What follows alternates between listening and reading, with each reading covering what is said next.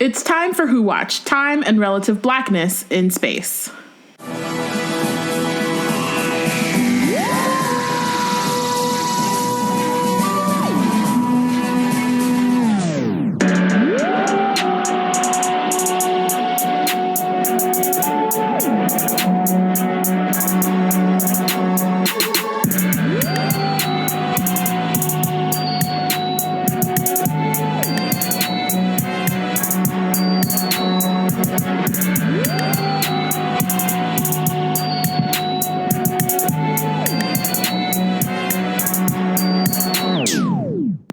The black girls have the box. Hi, everyone. It's Bayana, Connie, and Robin coming to you live from the Time Vortex. And we're continuing our Blue Ballot Box series where we discuss one episode from each season of New Who based on our nominations and your votes. Today we're discussing episode 9 of Doctor Who Season 8, Flatline. In this episode, the Doctor invents the TWODIS, Clara is the Doctor, and Rigsy proves he's more than just local knowledge. Pew, pew, pew. I won. Gang, gang. I'm not even trying at this point. I'm very excited. I also wasn't trying last time, but that's for lazy reasons. You've won enough. First of all. I'm You've not done enough. not disagreeing with that. So I was just like, I don't need to fight for this. Also, I love this episode so much, so I fought for it. It was a solid choice. I knew I could watch it and wouldn't be mad about it. I think, guys, that I am over Doctor Who. Or I'm just in this moment of, not being excited. I haven't been excited for the last couple of these. Yeah. But you won, the last... I won Let's Kill Hitler, and that was a... I mean, honestly, yeah, I'm not gonna act like that wasn't... That was a rough one. But I also just, I never disliked Flatline. I don't know if I ever loved it, but it was definitely a solid, it's always been a solid episode, but yeah. I was just found myself watching it because it needed to be watched because we were about to record. Yeah. I feel that. I mean, I think for me, I still think I need to go back and rewatch seasons 8 and 9 separately though, because I feel like my feelings on season 9 so far are colored because season 8 was not the greatest the first time around, and I haven't read it. I haven't watched it a second time around, so I'm assuming it's still as bad. Mm-hmm. But I remembered liking Flatline a lot, and I've rewatched it maybe one other time, and then this time watching it, I wasn't really sure how I was going to feel about it, but I pretty much, for the most part, loved it still, Yeah, I think it's a combination of we've been doing this for a few months and it's on hiatus, so there's nothing new to be excited about, and we're in a rough patch of seasons. It's just that season. Right. That episode, which is a highlight from that season, but it's not season 3 or 4 or whatever. Sure, but I do think that I'd have to reevaluate my full favorite episodes of whatever, because there are new episodes and it's a lot of episodes. But I do think it's objectively good regardless of the season, if that makes sense. There are some things in there that we can talk about that are annoying, but that are the product of the season that it's in and the overarching storyline. Mm-hmm. But for the most part, yeah, it is as a Clara. Yeah. I don't know if it's a Clara I'm do I really dislike her at this point? And I might still, but I think I just dislike the writing of her more than I dislike her. Mm-hmm. But as a Clara non-stan, what is the opposite of stan? Hater.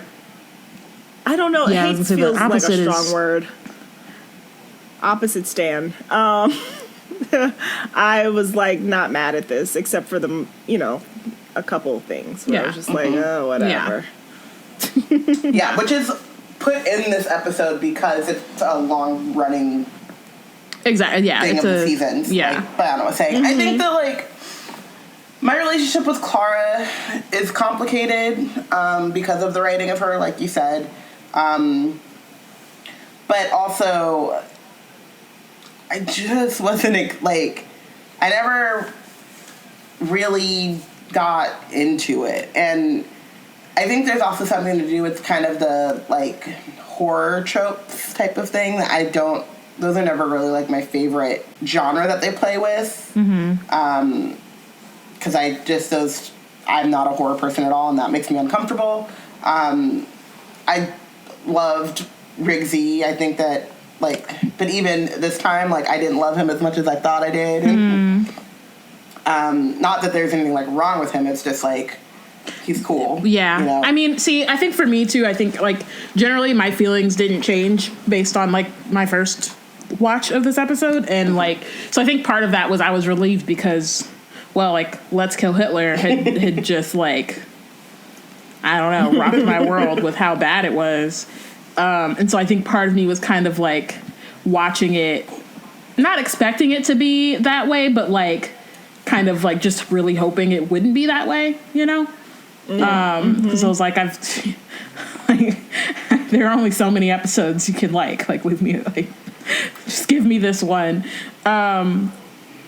So, yeah. And I mean, and honestly, like, in terms of Clara, as far as Clara goes, I actually like her characterization in this episode because it is the most consistent character that she has overall. Like, she changes a lot, but the way that she was portrayed in this particular episode, I think, is, like, how they were trying, like, once they finally figured it out, like, this is kind of where they figure it out. Yeah, this is the episode where they kind of that's exactly what I was going to say, where it's just like, oh, they're like, this is where... and this is where we can find stories, like, consistent stories from her, because, and I guess we can talk about it, but just, like, the ending was very much like, now we have a through line for the rest of the season for how these two are going to sort of play off of each other. That was non-existent before. Right. And it is, it's episode 9, right? So it's, like, pretty late in the season. A season and a half, basically a season after she started. And it's just like, now you're just now figuring this out. And, like, they might have done it before then, but I think this was the most explicit. Like, and again, I haven't watched the full season, like, rewatched it at all. So, like, and so, like, there could have been hints earlier, but I feel like this is where it was, like, it was just very clear. It was laid out. Yeah. Yeah, especially when we get to, like, who she is in season 9 and sort of her ending, it all tracks back to this episode in ways. I do think that overall, I get where Robin is in that, like, the beginning of the episode, I was just like, okay, all right, this is cute, yada yada. And then towards the end, I was just like, this is still on. It's like, the episode gets a bit, like, boring, I guess. And not, I think, mostly in the plot way and not really in the character way. Like, I think the character work was fine, but just, like, the plot with the flat things, I was just like, I don't care at all. Yeah. So I will say, one good thing that I noticed was I do love those credits. Like, I do too. Like his eyes pop up with the eyebrows, and I was like, all right, I see. Okay, we're here. I was like, that's so dramatic, Poppy, as some call him. I like the spinning, shout out to like, the Queer Archive. I'm now having a memory of, like, because I skipped the season live, so I didn't watch it until very late in the game, like, after season 10, or, like, mid-season 10 or something. But I remember watching the credits, like, wow, at least these are great. Like, this is fun. I like the spinning, like, the Roman numerals are nice. The aesthetics are nice. Wasn't it, like, a fan submission or something? Like, was it? I feel like it was. I'd have to double check that, but I feel like it was because I remember having the thought, like, wow, one that actually, like, went right, you know? Leave Loving Monsters alone. Even though that boy is now an adult, so we can rag on him. I wonder, like, has he ever gone back to watch that episode? And, like, does he ever watch it and go, oh, yikes? Like, you know what I mean? Or, like, well, shit. I was a child, and it is. But also, like, forever. That, like, slab, like, blowjob joke was not his fault. No. So there's that. Some of that stuff was not on that kid. But, it's like, we must never talk about it. Yeah, I don't, obviously, because of who I am, I don't remember, and I don't know that I would have been aware in the moment, even if I, like, knew. Yeah. Because I don't pay attention to a lot of that stuff. Especially because it's, you know, I'm sure the contest was, like, happening in Britain. No, it was definitely one of those things I think I saw, like, right before, you know, like, you're on Twitter and they're just like, oh, and then this was, like, and it's like, oh, cool. And then my brain likes to retain things, so it just kept it. But it was one of those, like, weird things because I don't super pay attention to the credit, especially because I watched, like, after the, you know, initial show, I binge watch or I'm watching, like, specific episodes, so I usually will, like, skip the credits and stuff. There are a couple of, oh, like, you mean you don't want to hear about how when Amy was a little girl, she had an imaginary friend, and when she grew up, he came back? You don't listen to those? If Amazon Prime could really just take a page out of Netflix book and skip intro, well, honestly, we don't have to worry about it for too much longer. True. Yikes. HBO Max? Is that where it's going? Yeah, maybe they'll be better about it. Yeah, but if they could skip intro, I would 9 times out of 10 press that button. I don't for certain shows. Like, I don't for Doctor Who. Yeah. And there's maybe, like, 2 or 3 other ones that I don't skip, like, the theme for. Yeah, I like the Hard Rock Doctor Who. That one stands out to me. That is so fun. I remember when they did that, I was like, this is intense. Y'all should chill. Super intense. Gets me hype. They're like,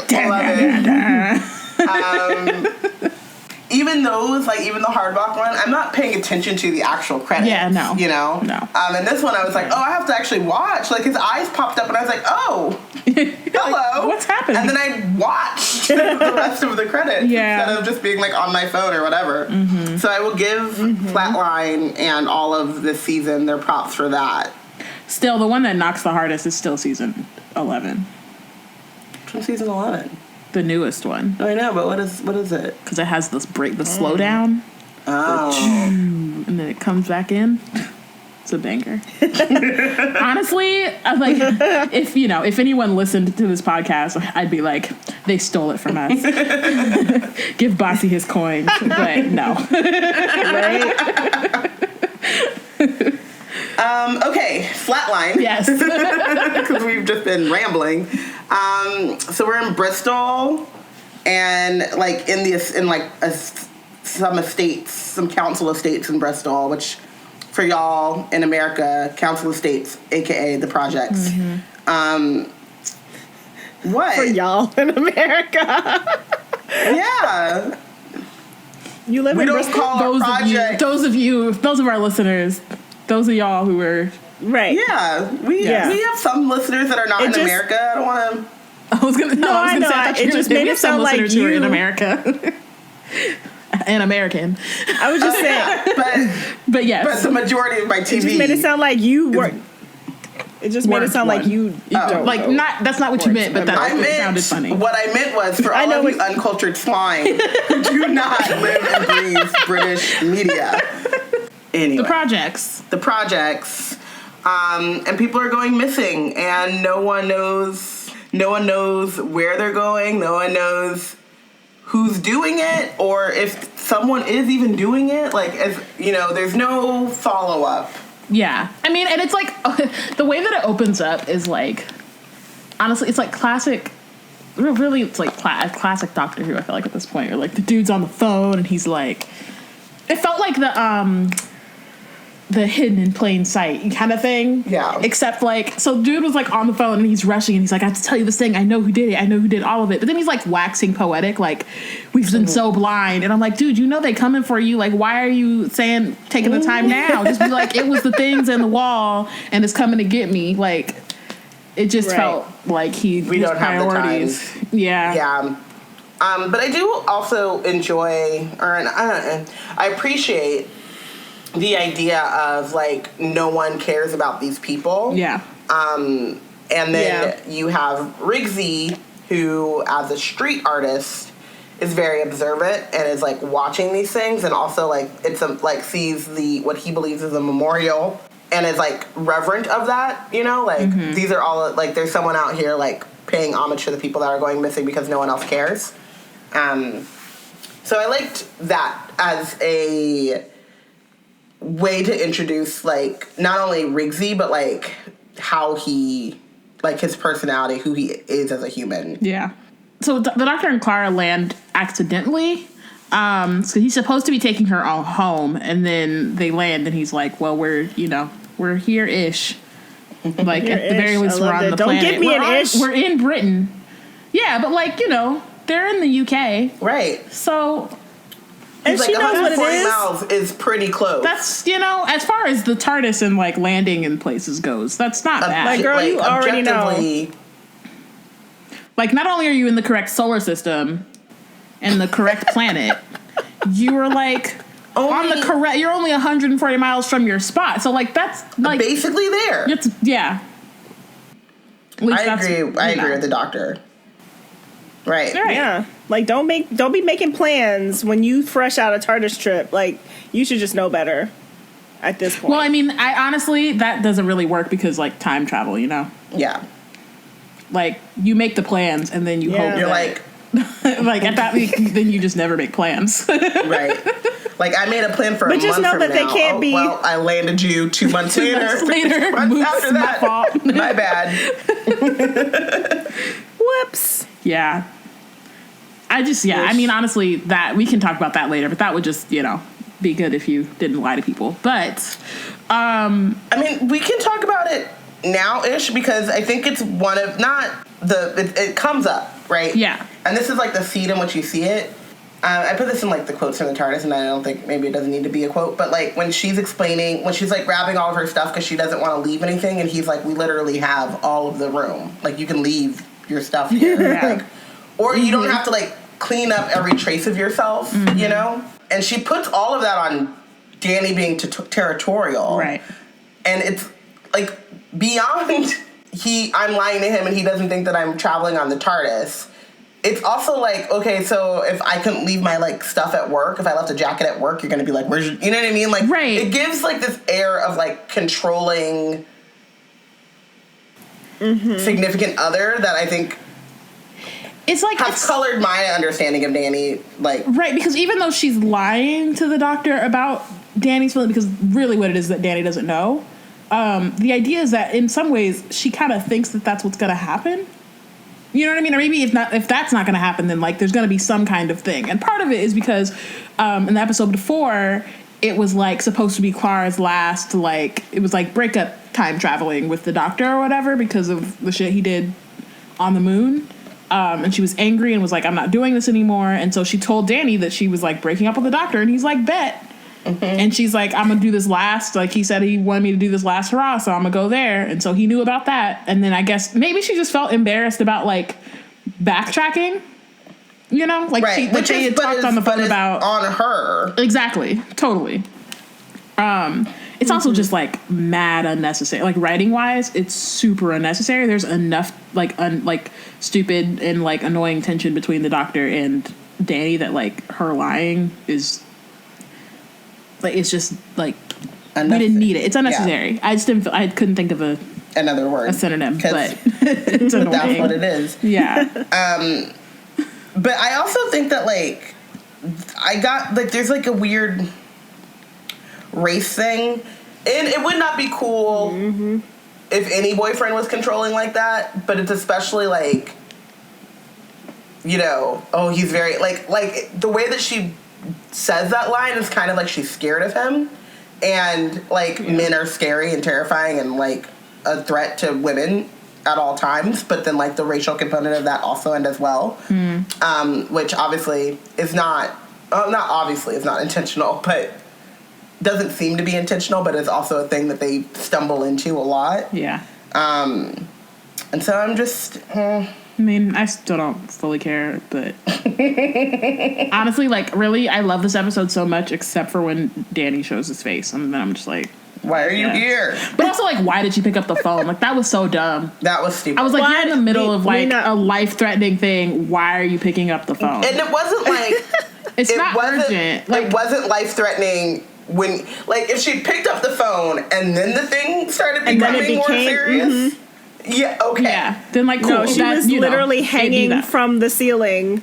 Literally Yeah, about hanging to from the crash through the ceiling. Like, window. oh, I'm going to let go of one of my hands hanging onto the ceiling to pick up the phone. That seems smart. Like, Let's do that. exit Yes. and then call him back when you are a little bit less, entangled. But like, she's scared of him. Yeah, it's weird. Or something. Yikes. They just didn't explain their relationship enough for me to like him or to care about They're in their love. relationship. I guess. But if you're listening to this and are a fan of Danny Pink, you can check out Imani do you. Heron's, Love yourself, but... Seat on the TARDIS. Just, plug. The fun part of this episode is that the TARDIS shrinks. They, are about It's to my exit. favorite He's like, part. I got you here. It's the Close as I can cutest. get you. And then they look at the doors, and it's just like 3/4 smaller. It's like 3/4 of its size.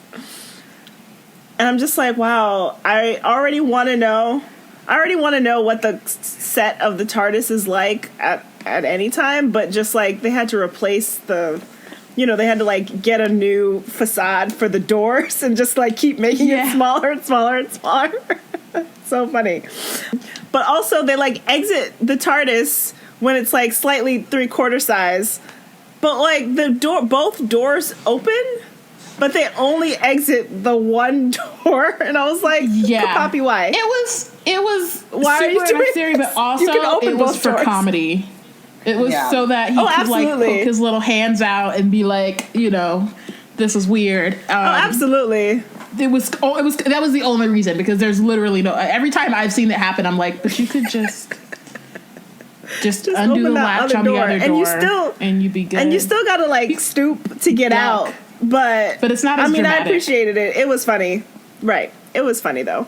It's also funny because when it gets smaller later, I'm like, is that just the cookie, the TARDIS cookie jar? Because I have one that I stare at, and it's literally this size. And I was like, wow, I could probably just fit this in my bag, and it would be the thing. Mm-hmm. Yeah. No. It's truly that. Honestly. That was the thing I knew that I would never get tired of. Even if I was like, oh no, I don't like this episode anymore. I knew that particular part of it was going to be the same. It's so, it's great. I think it's also, Doctor Who is also 50% merch at this point. Oh yeah. Kind of to me, Harry. That's most fandoms at this point. Yeah, though. Harry Potter is 80% good merch. Yeah. And 20% Honestly, story. if your fandom isn't merch, I'm disappointed because Janelle Monáe, come on. If you're not Just on had Hot to get Topic, that out in there. Hot Topic, then what are you doing? Right. If you don't have a torrid line, then are you really a fandom? At this point, Right. I can't Those are actual brand facts, myself with your fandom, with your story. Then what are you even doing? media Corporations property are is not bad. worth my Capitalism should die, but if I can't capitalism is terrible. But also, I would if like I to wear can't my wear a fandom dragon to work. Thank you. a backpack that's fashioned out of Drogon, then what are you even doing? This is not at all where I was going with this, but still. As I was saying, I think that Doctor Who is 50% merch at this point, so it was cute to have all those little TARDISes that you're I could put that in my house, or I can when it got real small and I was like, oh, Ami has a TARDIS toy that's about that big.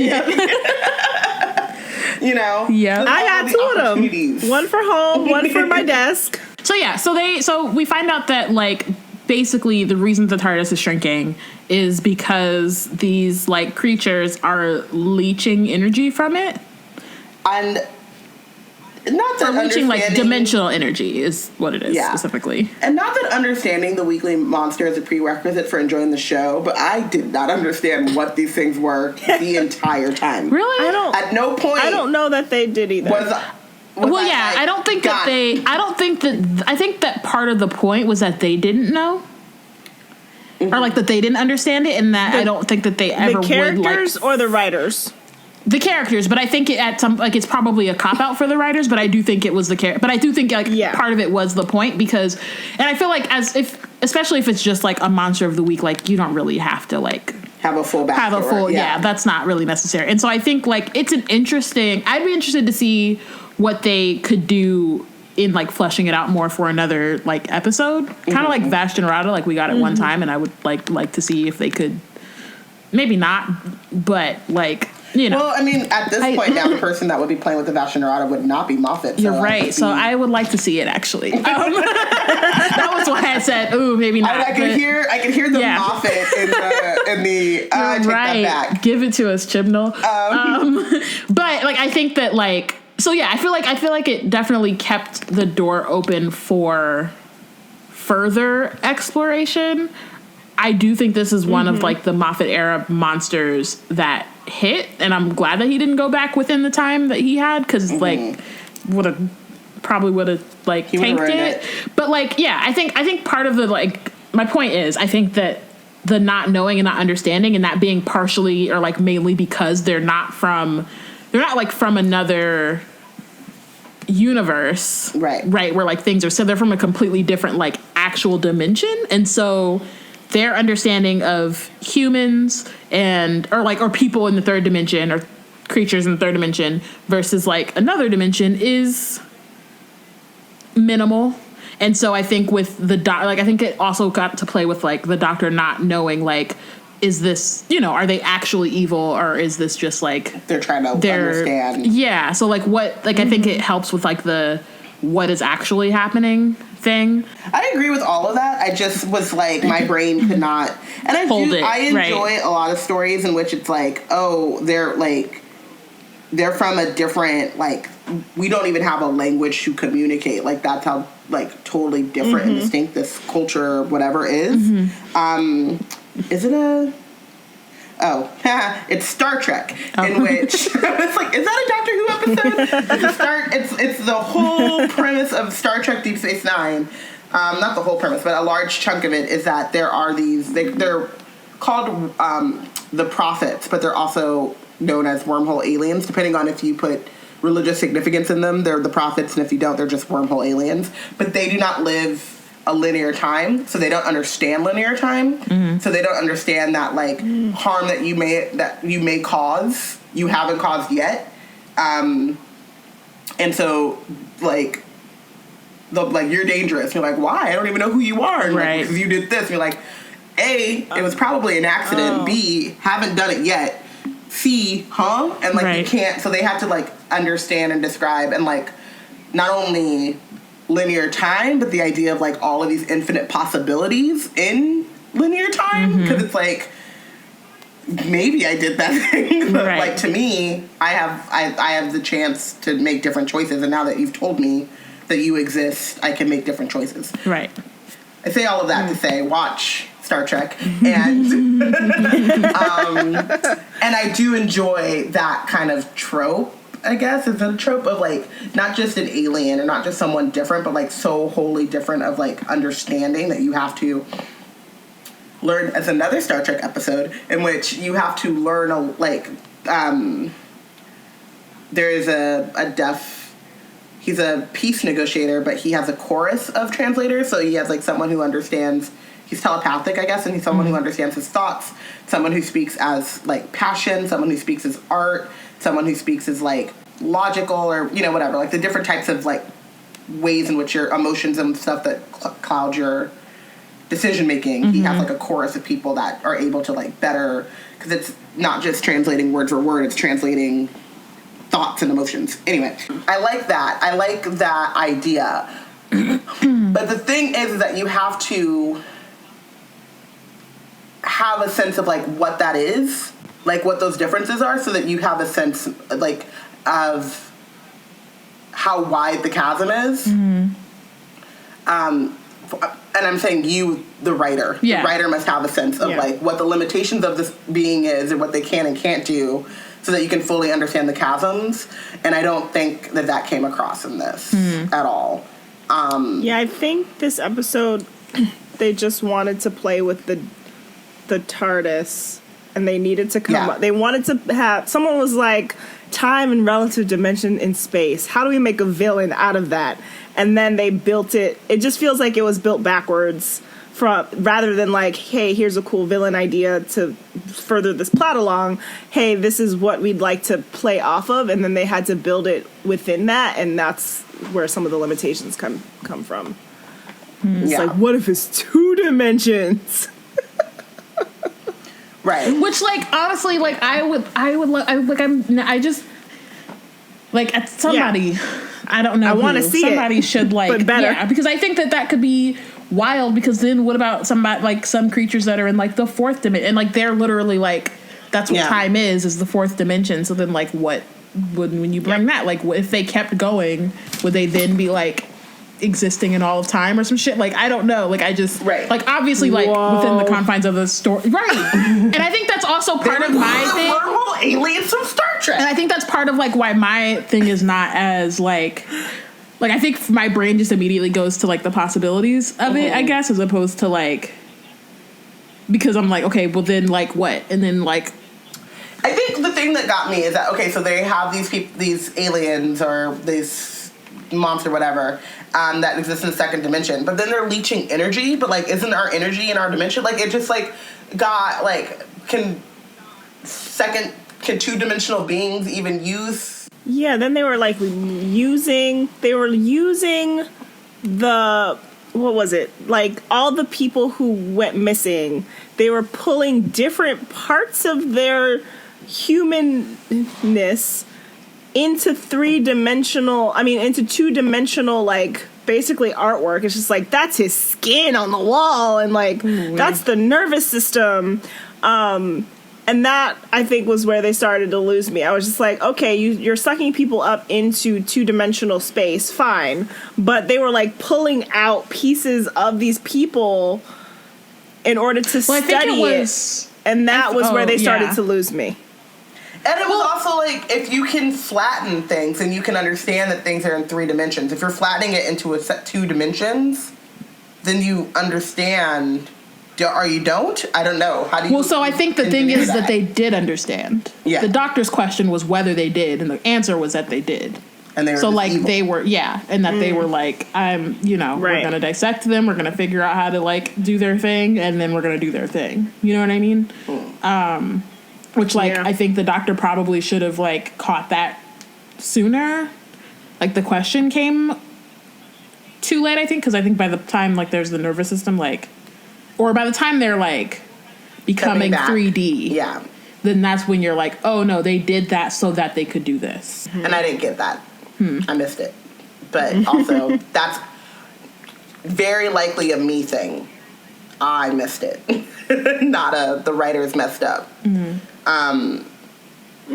But yeah, I just didn't get it, and so I'm not saying it didn't get, because I think that, like, pretty much all Doctor Who episodes get a little, like, at some point where you're like, wait, what's happening?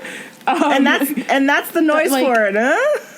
Right. Like, I'm not saying that didn't happen, because that's part of Doctor Who's charm. That's, like, part of the charm of the show, is that at some point you're like, wait, I lost the thread. I mean, when I was explaining Doctor Who 2 by out, I think I was like, don't think about it too hard. Like, and I tell that to everyone. I'm like... Because if you do, then you're like, wait, what the... like, none of this makes sense. Because before she started watching it, she was just watching the 50th, and I had to explain how the same person could be at the same place, but then they were talking about different people, and as I was explaining it, I was like, you know what? Yeah. You gotta watch it. Because as you explain it starts to unravel, and you're like, wait a second. What am I watching? We say that before we continue to dissect this episode into tiny pieces. But, like, I think it's important to say sometimes so that y'all at least know that we know that this is, like, not really how Doctor Who is meant to be watched. So 12th Doctor. So this is, like, our first Capaldi episode of the Blue Ballot Box. Because we didn't watch the Fires of Pompeii. Shouts to Caitlin, Kapapi, yes. Kapapi. In the Queer Archive. Yeah, because we didn't watch the Fires of Pompeii, so this is our Why didn't we first. Fire the Pompeii? I don't know. Can I just say, Because we watched Midnight, and also I don't know that either of you like that. I was don't your think any of us episode. chose it. Fire Yeah. the Pompeii. But can I just say, as someone, again, for all of you uncultured swine, Oh my. who knew Capaldi as Malcolm Tucker in the thick of it, it is so funny. Even now when, like, I see him as the Doctor, and he's the Doctor, and I accept it, and it's not like, oh, that's Peter Capaldi being the Doctor. Kind of like, I don't know, whenever, like, you know, there's, like, a well-known actor, and you're like, oh, that's that person playing a role, and they never become that role for you or whatever. Right. Even if they do a great job. Even if they do a great job, you're like, Samuel L. Jackson in space. Yep. He's a Jedi. Right. Yep. The first one that came to mind, Mace who? Right. He was the Samuel L. one in my Jackson. head. He was in my head. But yeah, so, like, he does become the Doctor, but he never really does. I am always expecting the most flamboyantly crazy outburst of profanity at all moments, and it makes me chuckle. Because Malcolm Tucker, when he goes to insult you, it starts off kind of like a Doctor insult, but then he just keeps going into a massive rage of profanity in which you get called the fucking Omni Shambles. And so Capaldi has that energy too, where as the Doctor, where you feel like he doesn't change from Malcolm Tucker, right? yes. He doesn't like change necessarily. Like it's not like it's a complete 180 from that character. So it's like they still have the same. Like he's giving the same energy of like gruff annoyance. He's got some anger in and you him. feel like he is just about to start cursing at you. At some point, yeah. He's like real close. If this wasn't, a family show. Yeah. Right. Public television. I will say that there is a lot more love in Capaldi's Doctor, and he does warm up to people, whereas Malcolm Tucker just forever thinks everyone is an idiot. All of them, forever, no matter what you've done. He doesn't soften. Yeah. You're an idiot, and you're wasting his oxygen. Yeah. He's not my Doctor, but I do really love Capaldi as the Doctor, and like, at this point, I don't even know who we've talked about. I don't know who my Doctor is anymore, but it's not 12. It's 11. Welcome. No, definitely it's not 11 either. It's between 10 and 13. Yeah. But I do really like him. I think season 8 is, I think it is his like roughest. Yeah. But I don't think that it's bad. It's not his fault. Can I just say, as you were saying that, how upset I got with Moffat? Yeah, because it's bad. But the problem was Capaldi's entire run is messed up because he was trying so hard. was trying to do way too much, and he never got a good Clara. He didn't have a good like sense of Bill. Even like Capaldi didn't have people to play off of who were steady. Well, but also the problem, I think, from jump, though, was that he was trying to, like, make him so the opposite of Matt Smith's Doctor that it turned into something that wasn't what the Doctor is. You know what I mean? Yeah. And I think, like, towards the end of season 8, it kind of... Like he starts to because by this episode it's not as bad, but there were a couple moments where I was like, yo, he's mad harsh, in a way that I remembered like intellectually, but not like actually, like in watching it was still a little bit shocking versus like seasons 9 and 10 where he is still a little ornery, is still a little grumpy, but he has like more like softness and also just like the like core kind of things that the Doctor doesn't lose. I think in Moffat wanting to prove that he's like, he can do these different things, he kind of like overcorrected. And so there are like these moments where he said, like, even the way that he like talks about humans, and like he warms up to Rigsy like once it's clear that Rigsy is like companion material, basically. Like he doesn't say that, but that's what it is. Once they like prove themselves and he's like, oh, okay, like you're cool, I guess, but which is fine as like it can be an I guess, but the way that he talks about humans to me is like so antithetical to who the Doctor is. Like you can be like annoyed by humans and like disgusted by something they've done because, like, yeah, but like, duh. But it kind of is like, but it felt more like he was like super dismissive in a way that has never really been true. Almost anti-human in a way that doesn't make sense that you would hang out with them and to live here. protect, right? Like choose to protect them. It gives me the sense of, and I obviously the three of us are not steeped in classic Who at all, but the way that everyone talks about the second Doctor and how like rude and gruff and mean he was, like the second or the third, because the second was real silly. Maybe it was the third. Oh, because it was like third. He carried a flute. He was he had a bowl cut. Like he was doing a lot. One of the first three. Doctors. I think it was the third because I've seen one with the third, and I was like, yes. And he's like, even to his companions, not companionable. Yeah. Which to me always like, why do you travel with someone who is mean to you? Right. But and I think because a man wrote it. That's why. Of course, who understands women? Yeah. How did he put it? Never mind. I think that maybe Moffat, who was and is a classic Who stan, right? Like that's like where he comes from, was maybe trying to capture that in a more modern sense, or in a modern setting, and the range. It didn't work. But a lot of Moffat's things didn't work. Some of them did. Some did. Give him his Otherwise, things, it's not like we wouldn't still be here if he didn't. He did some good things. Yeah. All of season 5. I mean, in parts of other seasons. Like, it's not like... Yeah. Because if he had just, like, tanked completely from then, like, we absolutely would not still be... Or we would have, like, just come back. Yeah. Like, you know. But, yeah, so I think that is, like, my sense of 12. And, you know, other things that have nothing to do with the writer. Like, his fit is great.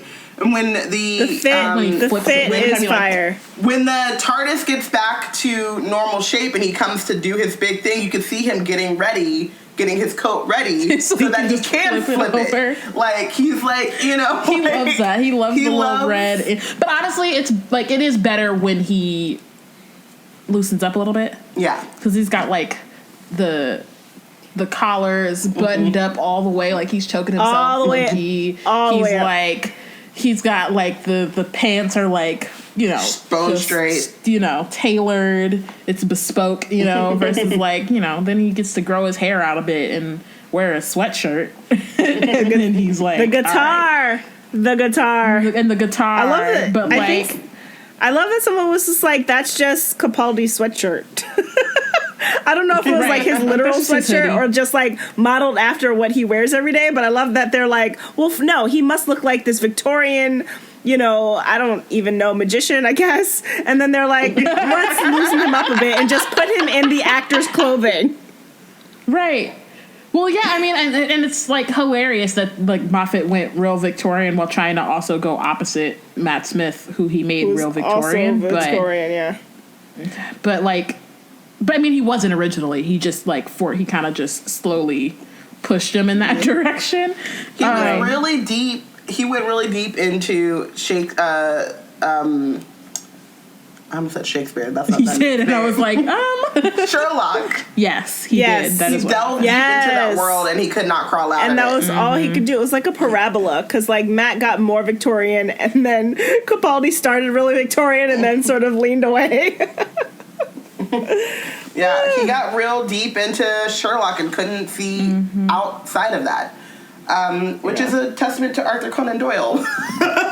But this is not his show. This isn't it. But yeah, so I think that like, and again, as a fan of Capaldi before, I think that's also like something that's just like not his fault, or it's just a thing as a like someone who watches a lot of TV. Like as a fan of him before, I love him as the Doctor, and I think that he's like great, but also I had, you know, pre-existing like sentiment about him, whereas like with Matt Smith, I'd seen him in like Political Animals, which like I think like it's a couple of episodes and he's cute and quirky or whatever, but like and I'm not even 100% sure. No, I don't think I saw Political Animals before Doctor Who.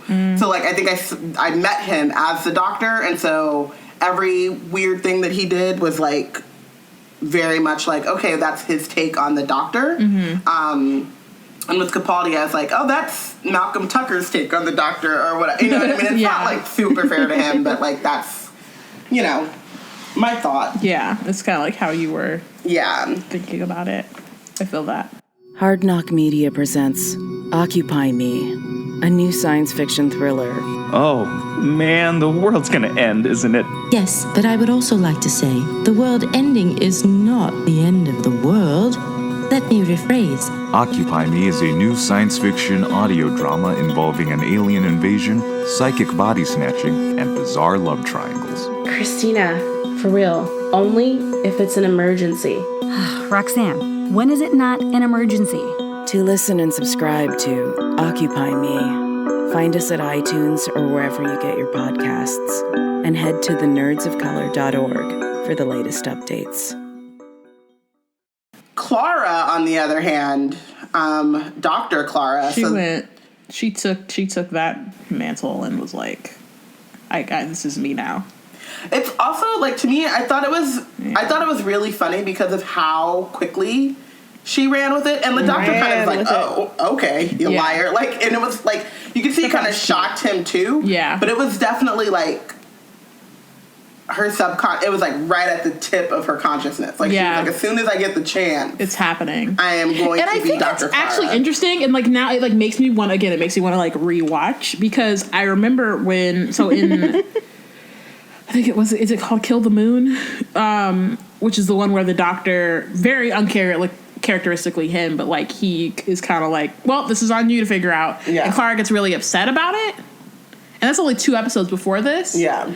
And so I think that's like that part, like in terms of like the consistency beforehand, I think like we were talking about how like they just didn't really know who she was and couldn't figure it out. But like, again, I think this is where I would have loved if we had seen this from the beginning of her like introduction, and or at least seen like the makings of it and like an actual kind of like arc to her getting to this point, because I couldn't imagine, like, I feel like people would still find it annoying, honestly, like, or find her annoying, but I think that like as a storyline, like having a companion who then becomes, and it's part of the reason why I like season 9 so much, who like gets so caught up that then she thinks like she's running around and she's not dying, you know what I mean, like she's with this dude who can't die, she's seen him regenerate, so like she's just like, oh, we out here, we got this. She forgets so she forgets her own mortality. Like that was one of the reasons I love season 9 so much, and like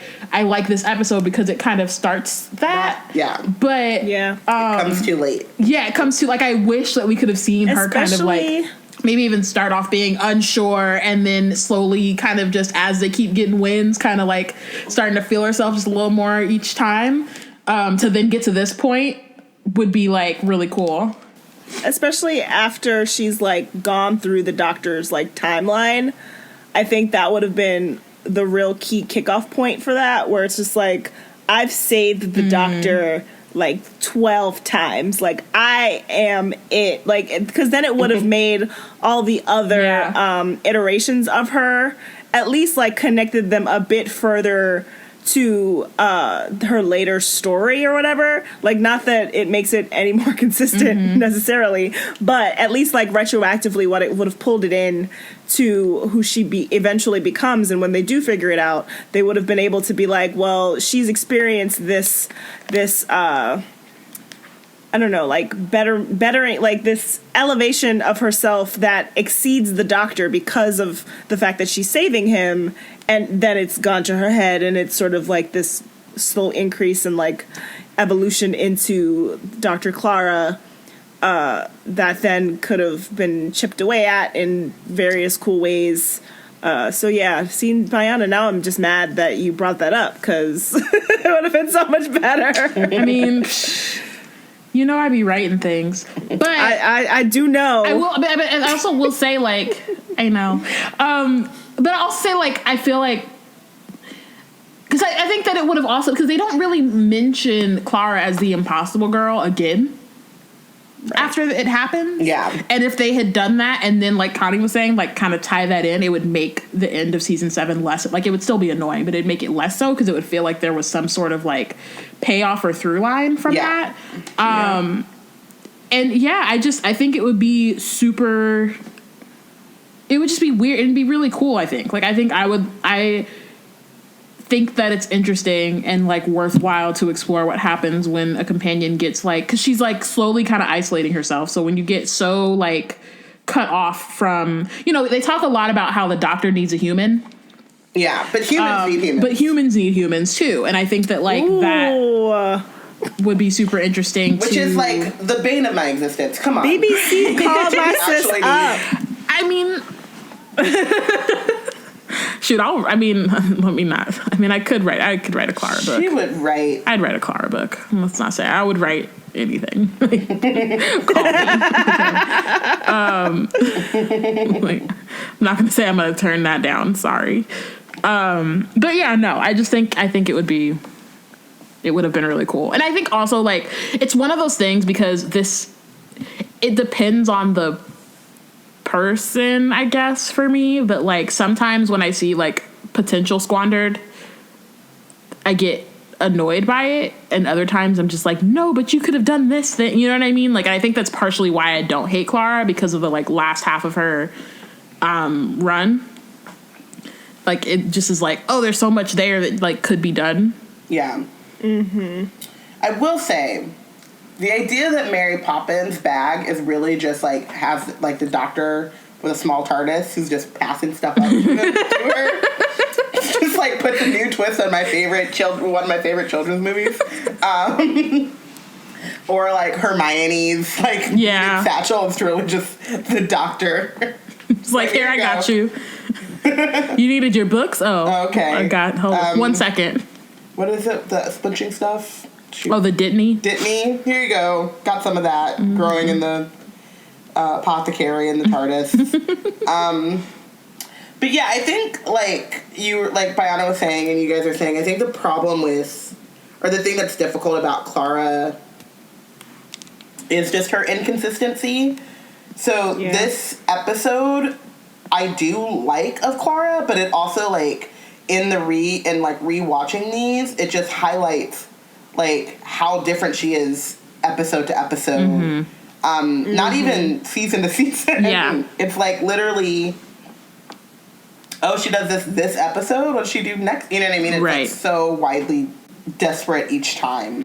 But I like her in this one. Yeah. I find Dr. Clara annoying but interesting. And like it's not a likable character, but it's a character that I like to watch. Well, yeah, I mean, like, because I remember, like, this episode less so because it's still at the beginning, but watching it and knowing what's coming. Yeah. I remember watching, like, her, like, ending episode and being like, girl, what did you, like, come on. Like, you're clearly gonna die. Like, what is going on with you? But, like, in being annoyed with her, being, like, invested still, like you're saying, like, still, like, interested to watch it. So, yeah. And again, like, yeah, it's not like she would not be annoying. It's just a different kind of thing. It's an earned annoyance. I guess. Yes. Yeah. Yeah, would have just hit different. Yeah. And I think, too, like, the ending where he like, yeah, you were good, but, or you were exceptional, but you weren't good, or something like, I forget how he words it. Very That's doctor phrasing. But they show like her reaction shot, which is then Missy is also watching, and like how is she watching? What is that angle? I don't understand. I don't know. But kind of that part took me out because I was like, she got a secret camera? What's going on? What is this time? She's got nanotech, Time Lord technology that lets her just be like spying on the doctor at all times. But it was the close-up, though. I understand the spying on her, but it was literally like watching television. How you framed her, where is that camera coming from? Anyway, that's not the point. But that shot of her, like, hearing that, like, you could see her kind of, like, cock her head, like, taking it in, like, what? And then totally dismissing it. Like, you could see all of that on her face. Like, nah, I was good. Like, he's a hater. Yeah. I was good. I got it. He's a hater. And I noticed it this time and was like, yeah, like, this is who Clara is or should have been the whole time. Like, it's an ego thing that is interesting because you don't really get that many women or female characters with an ego like that gets to, like, show that way. And, like, of course, how it ends, but, like, it's a cool choice. And also the way that it ends feels like you're human. Like, that it didn't, you know what I mean? Like, it was going that way. It doesn't matter what gender you are. Yeah. Like, come on, girl. But, yeah, I think that, like, had that been her through line, that would have been really cool. Yep. Yeah. Yeah. I mean, because, like, so she gets... And we also get to see, like, well, one, she gets a companion, like, right off the top. Like, literally, like, you were talking about, like, how quickly she just falls into, like, I'm a doctor. Great. Like, she immediately is like, you're coming with me out here. But also, like, we hear or get to see, like, her idea of who the doctor is. Because she's very much acting in the way that she thinks that he would act, and, like, is trying to think in the way that she thinks he thinks, and the way, and, like, you know, like, she's just like, oh, I lie to give him hope, so that's what I'm gonna do now. Or, like, she's asking the right questions, she's shoving the, like, psychic paper in people's faces and stuff, but, like, is also, I mean, like, the doctor is, like, 80% bluff, you know? So she's, like, just been like, okay, I gotta have this confidence, I gotta act like I know what I'm doing, even if I don't, and then I just gotta talk real fast.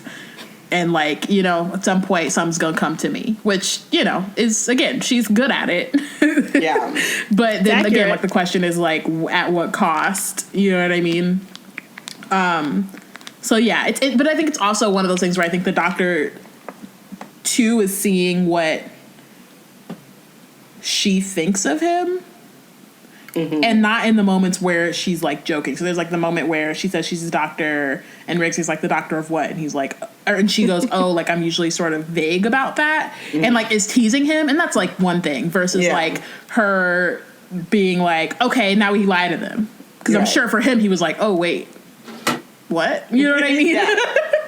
He's like that's what you think I do? And then she's like, well, yeah, you do that. And he's like, I mean, I guess I do that, but I don't, like, that's real, like, crass the way you just said that. I don't, in my brain, I'm not like, lie to them. Right. He's like, calm them down or, like, keep them, you know? Exactly. Which is a lie, but I also think it's funny because it's very much the, like, older, like, or the sibling thing when you, like, pretend to be your sibling and they just get, like, so mad about it. And it's, like, not that deep. Yeah. But he was, like, Doctor of Lies. Like, you could just see him, like, he was, like, he was seething. He was so mad. He was so mad. And, like, she was teasing. Yeah. But also, like... And he wasn't, like, mad. It was very much just, like, like, you... He's also... Leave me alone. He's also, like, mad because he's not out there. Yeah.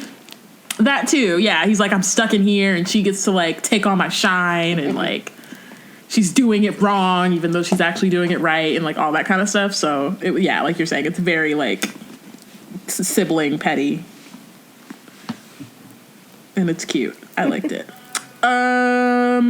Let's talk about Rigsy.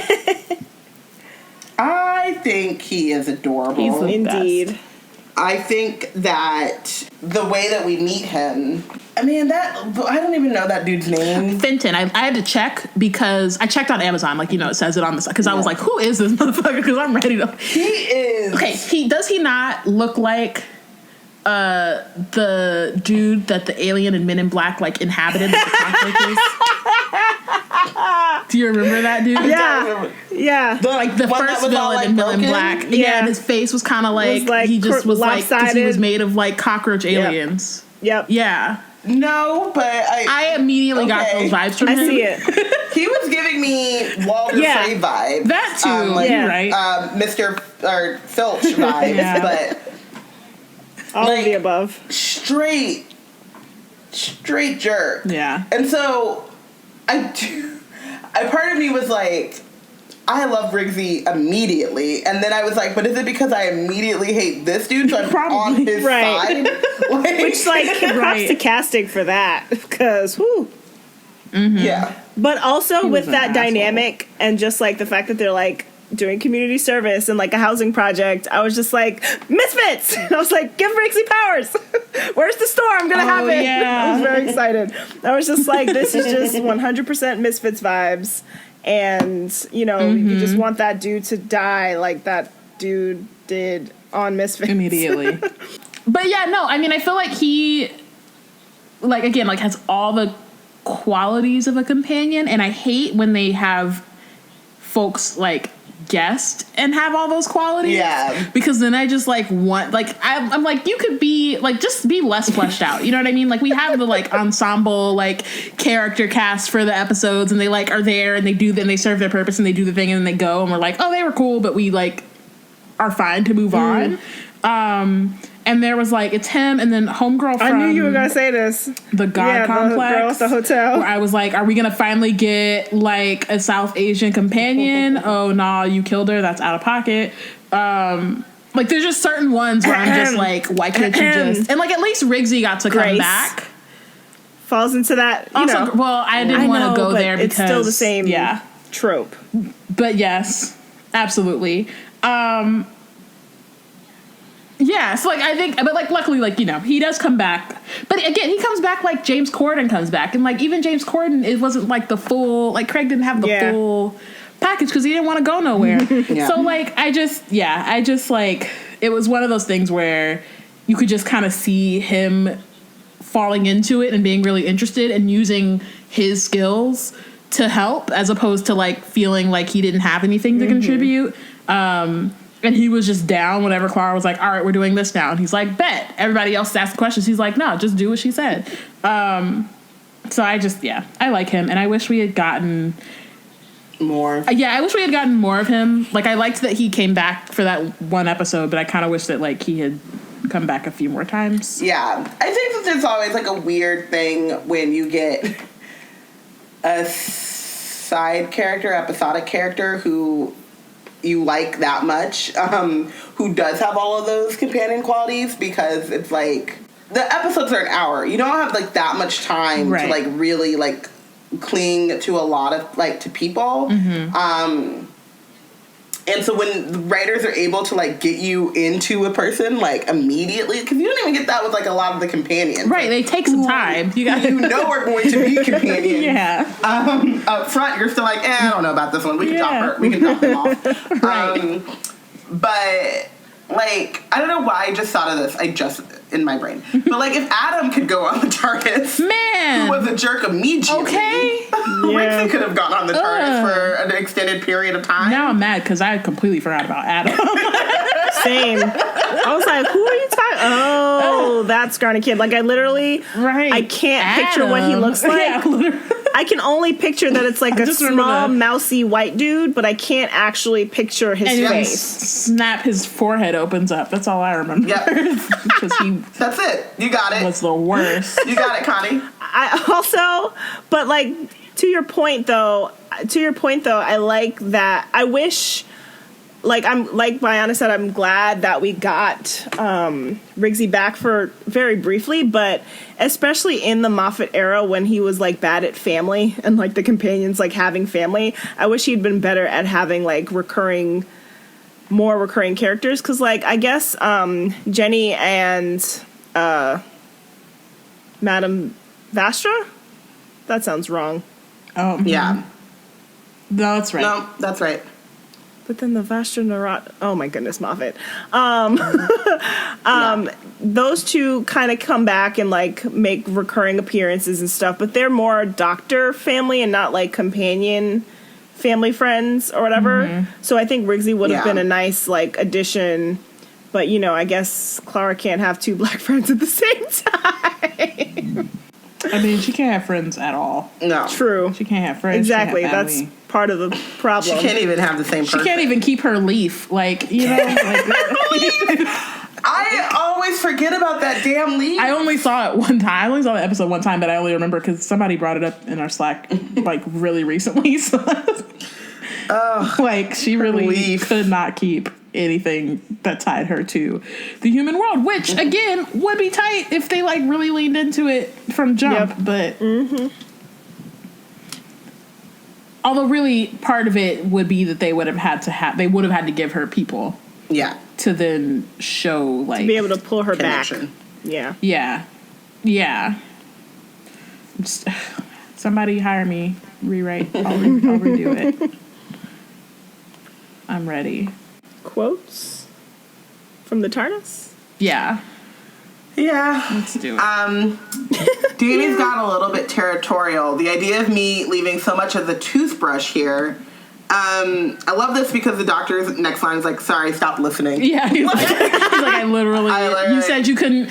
She was like rambling in her lie, and he was like, yo. Something's going on with the TARDIS. I literally landed. I don't know what's going on. Do not care. But yeah, as I brought up earlier, Danny being territorial that she can't misplace her toothbrush. If he was listening, that should have been a red flag. Like, I know that she's lying. Okay, sis? Right. Like, I know she's lying, but if he was listening, that should have been like a, hold up, fam, you good? And then she would have had to backtrack on that lie, because that's, like, extreme, honestly. Yeah. Because, my God. Could you just let me enjoy this moment of not knowing something? It happens so rarely. And that's when she's, like, mad because he can't take her home, but it's like, do you see the tiny TARDIS? Can we just revel in this for a second? Right. I just do graffiti, not anything murdery. Like, no. I didn't hurt anybody. At that point I was like, is he flirting? He was low key. Are you flirting? He was on the lowest key. How old are you? But he's also definitely younger than her. So I think she wasn't even. It was one of those where it was going over her head, but like he definitely was trying to like. He was trying to holla. Put some game a little bit. Oh man. Listen. Girl rolls up, just like demanding and asking questions. Rigsy might have a type there, you know? We don't know. Maybe. It's possible. I mean, the first thing he did when he landed was call his mama, so you know. He did do that. He's a sensitive boy who loves his mama. That's a good quality in a boy. I mean... It's always lighter. If the TARDIS were to land with its true rate, it would fracture the surface of the Earth. I want that episode, though. Right. So I put that on there because the show very rarely actually explores the idea that the TARDIS is basically infinite. And so I like that they were actually like referencing the fact that it's like super heavy, but it's always lighter. She was just like, well, I've lightened it for how small it's become, but I always lighten it because it's always smaller than it actually is. And I just really love the idea of like the infinite TARDIS and like there's, Journey to the Center of the TARDIS, but it doesn't explore the TARDIS the way I wanted it to, but that's what fan fiction is for. Just like their infinite rooms, their libraries. It's the most disappointing episode. I have to watch it again. I don't really remember. It's so disappointing. It's all hallways. It is always. It's just hallways. It's true. But also they really in wanted the to do something episode, and they realized they didn't have the budget. Probably they were like, "This will be great," and they were like, "Oh, we got this much." Right? Just because there's old also sound stages. You could go to the set of Pride and Prejudice. You could go anywhere. You could just go film anywhere. Right, and just say that it's inside the TARDIS. Just say that it's inside of the TARDIS. Right. Yeah. Because also that episode, the Neil Gaiman episode where they're like running around the TARDIS and like Amy and Rory are like dying repeatedly inside the hallways. It's just hallways again. And I'm like, but there's a swimming pool, there's a library. Like you don't need to make it look like the TARDIS for you to explore the inside of the TARDIS. And I guess, whatever. Yeah. We're out here in time and space. They didn't think about not that. inside the TARDIS or whatever.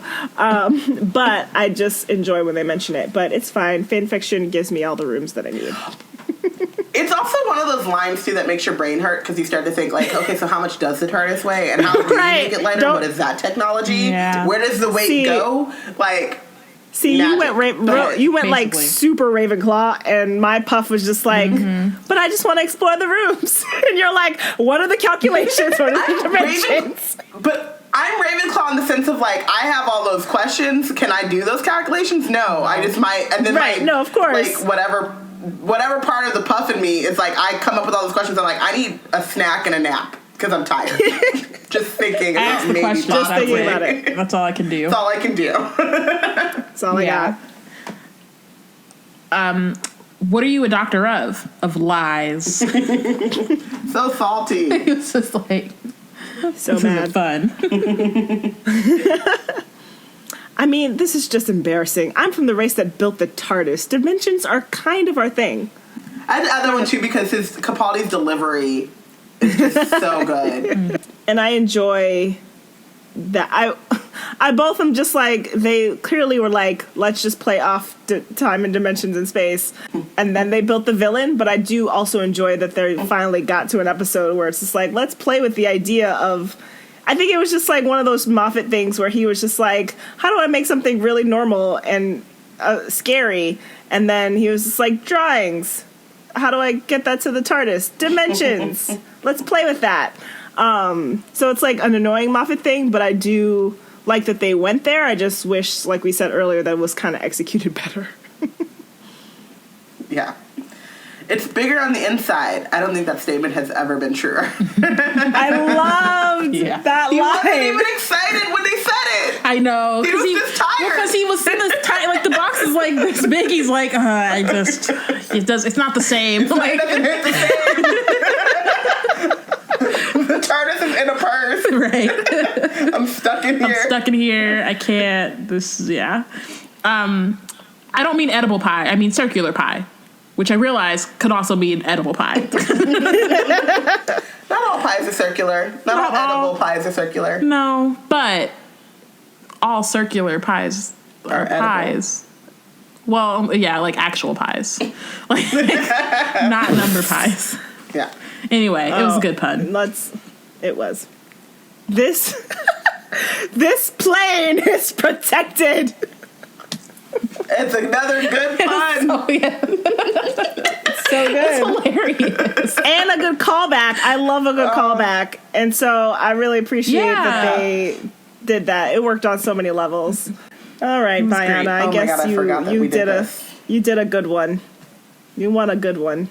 I know I did. Okay. Good enough, anyway. Mean, yes. Compared to the last good enough. that were Rude Awakenings. Girl.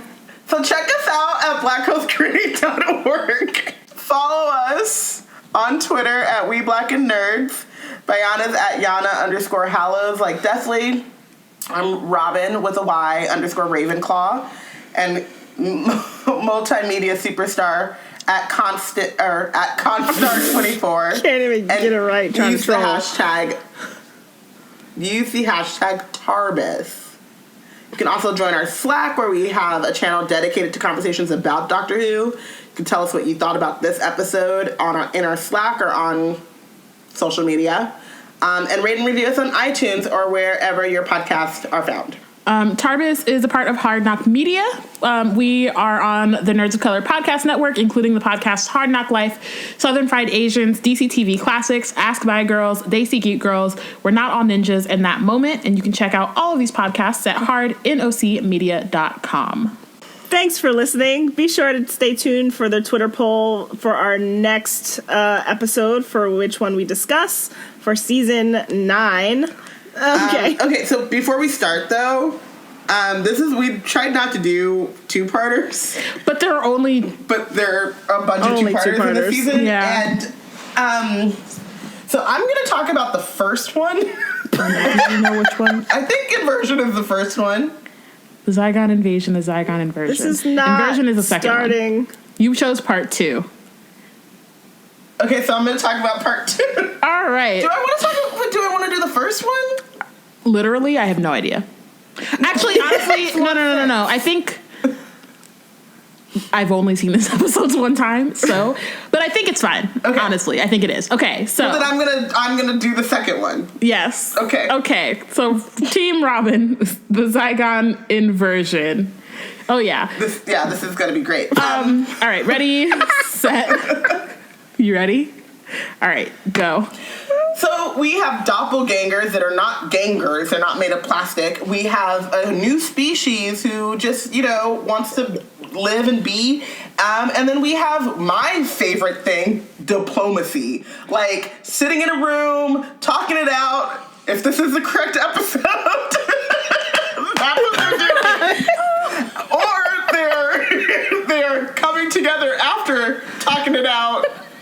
figuring it out. We'll figure it out together. Okay. We can do it. That's it. Woo. How did we were doing so well, and now we've suddenly gone loopy. It's fine. It's fine. Well, it's been a long week, so it's part of it. Also, I will say, like, I think we might have said this before, but like, we chose all of our episodes months ago. And so we're whatever not headspace we were in, switching it we up. chose those episodes. We are not in the same headspace that we were then. So there's that. Also, yeah, we're not switching it up. It's just like we're using those. So there's no another thing. There's no strategy to the episodes that we chose either. Like there might be a little bit, but not really because we chose them all at the same time, and we were just kind of like we should do this, and then just did it. We chose them before. Robin style too. So like someone chose one, and I was like, okay, well I can't choose that one, so I'll choose this one. Exactly. And it was mostly until you get to the Bayana's pick. It was mostly things that we just thought will not be horrible to watch, and that would have a good conversation about. Yeah. That was like our criteria. Mostly. And I've had a long week, so I just looked at this pick again. Right now. Yeah. All right, Bayana, you ready? Sure. Do you have this? Oh, so Bayana's pick, Team Bayana, Sleep No More. 30 seconds, you ready? Mm-hmm. Go. I don't know. Y'all shouldn't vote for me. That shit's dumb. And I mean, if you want to be like, I mostly chose it because I know I've mentioned it all the time, and like, so if you want to like hear my full rant about it, then like sure. But if not, you could also help us love ourselves and watch something else because the shit is dumb and it's the worst. And I hate Moffat, so no, let's not. That's it. I don't need 30 seconds. Like, just turn it off. I can't. Wow. I'm joking. Oh wow. Oh my god. I feel like before I even go, Sleep No More is gonna win, but fine. Oh god. Yikes. I don't know what episode I chose. She don't want her episode chose. Connie, what you got for us? All right. 30 seconds. Team Connie is Face the Raven. Okay. Go. Obviously, it's the last episode of Clara. We all know how I feel about Clara, so we might have to just watch that and see how my feelings may have evolved, especially after watching this episode. Also, there is Maisie Williams, Naomi Ackie, who is in Star Wars. She is in this episode, as is Letitia Wright. So there are 2 black girls in this episode that we can talk about, and I think that's great and on brand. And Face the Raven's not, Rigsy's not also so bad. in it. There's... Girl, whose team are you on? Girl, you know whose team I'm not on. She said Rigsy's in it. And Rigsy's in it as well. So the episode we just recorded. I'm cutting it out. You're not cutting it out. Oh my god. You can vote for Team Robin, you can vote for Team whoever, and then you can vote for Team Bayana and Connie.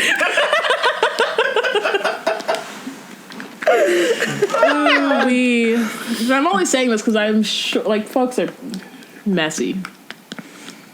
Folks, as in. Yep. Folks. I know. Our folks. Well, I can think of 2. So that's absolutely. Yep. What is it? Absolutely. Yeah. So absolutely. This is how we got Robin to watch Angels Take Manhattan. So if you don't want a choice to be chosen. You should be ashamed of yourself for making me do that. Still mad about it. All right. Well, be on the lookout for the Twitter poll, and we will see you again next month. Oh, man. The black girls have the box.